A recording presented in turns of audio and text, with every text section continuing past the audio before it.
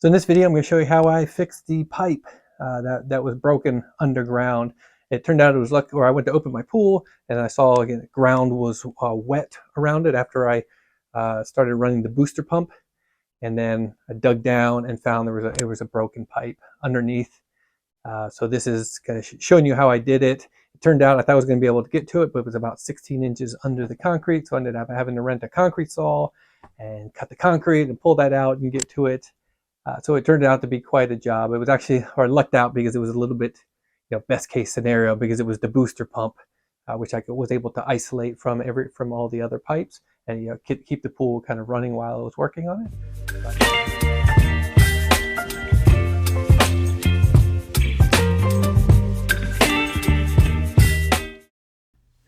May not have to do this on yours, but I isolated my booster pump because that was the problem. So capped it, and then I had taken out this connector because what it does is it takes off the return, goes into the booster pump, and then goes out over its own dedicated line. So I was able to again just plug that where it takes it off, and then here's where it goes and it returns back to the pool to the dedicated port. I was able to actually find this because it's an 1.5 inch pipe. You can see that's where I was digging down where I found the problem. And so it goes out, returns here to the pool, to the dedicated port. And I just plugged it off. So on both sides, just because as I was working on the pipe, I didn't want to have any water. So here it is. You can see I dug down. I was able to actually find it. The 2-inch pipes are the others. And then the one all the way on the right is it. And actually, it's just far enough under there. You can see it broke right at the joint, so I'm not sure whether it was cold weather, what it was. Right there, you can see the crack. And I actually tested this by going over I set my camera on a tripod and then blew into it, and then I was able to see obvious water coming out. So I was like, yep, this is definitely the problem. That's how I was debugging it. So again, you can see it was just far enough, so I had to rent a concrete saw, unfortunately. So I marked it out with chalk right there of how I wanted to cut. I had to remove some of the plants. I was actually able to luckily use my dust extractor and put it on the top, so it made it a lot less of a mess. And it was just enough, like I said, if I cut it off an angle like this, where I was able to reach it.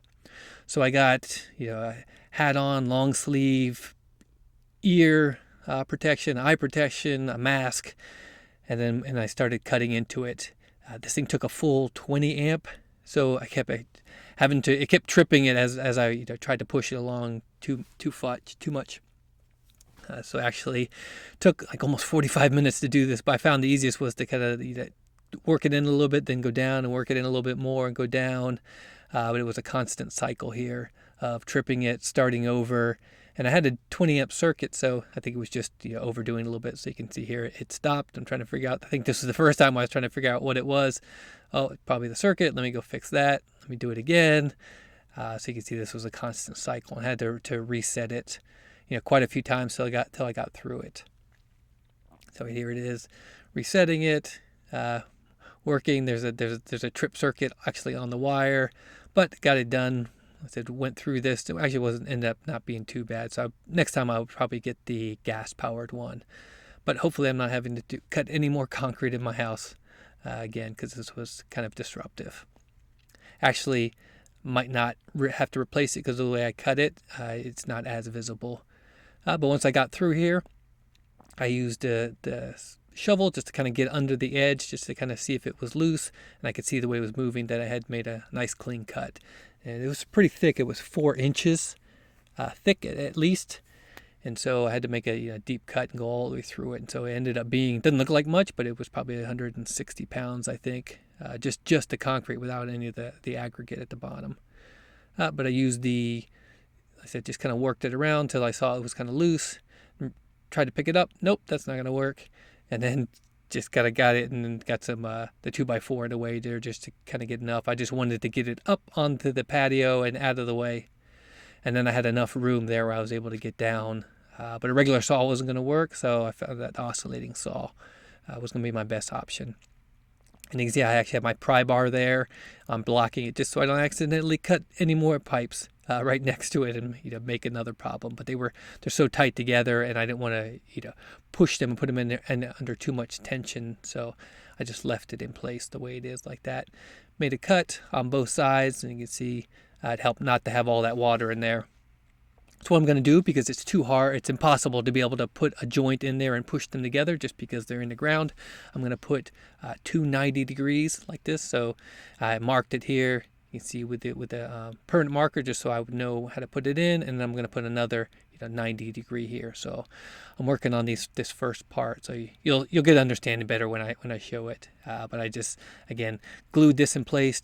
Use those marks, my permanent marker red lines there, just so I know exactly where I wanted it to be, because I wanted to offset a little bit. And then got both those in place, and I put my little extensions in here. And now you see, once I can create kind of like a cap with some more 90 degrees, and then I'll have the ability here. You can see where I built it and measured it all, so that I'll be able to push that on without leaving it in place. Adds a little bit more, restrictive flow there, but it's enough for the booster pump that I'm not worried about it. So you can see this wanted you to put a second coat on the pipe, but I never had to use this blue pool cement before, but it seemed like that's what it was. So you only have to hold it in place for like 30 seconds. I think I held it for about 2 minutes because I was really worried. And so here's the joint that actually broke, which is really strange that it broke right on the edge like that. So we had a really bad freeze over the winter, so it may have been, that was the problem, or it just may have been some defect in it. So once I let it glue and the cement cure, I went into the pool and opened this side. You can see some of the air bubbles start coming out as the water rushes in. Not too bad here. And then I went to my other side and made sure it was okay. And then I actually started it up. So you can see I've got the booster pump all connected back in place, no leaks here. So it's not on, it's just using the pool pressure right now, but it should be pulling some of it off. And no leaks here so far. I went back and checked quite a few times. I was pretty concerned. I wasn't sure whether this would work. I never had to repair pipe underground, but this is the best option here. So when double check, I can see by the ripples that some of that pressure is coming out a little bit, and I can see some of the air bubbles being forced out. So I knew it was, slightly under pressure, but I was just waiting, let it run for a little bit. And here, as you can see, it's actually forcing all the other air that was in there. So I know the pressure from the regular pump is forcing its way out there. No leaks again. You can see I did this a couple times. I won't show you how many times I had to check, but just kept double checking it just to make sure it wasn't doing anything. And then I can see the actual ripples. It's hard to see on here, but I could tell, and now you can see it was actually putting under, amount of energy out there. I actually had turned the booster pump on there. That's why it was showing so much force coming out. Nothing coming out here. Connected up the robot, the Polaris, because the booster pump was running and it was all working. And I've left it over for a couple of days before I filled it in, and didn't have any leaks. So I was really happy that this was working, and I could go back to opening the pool.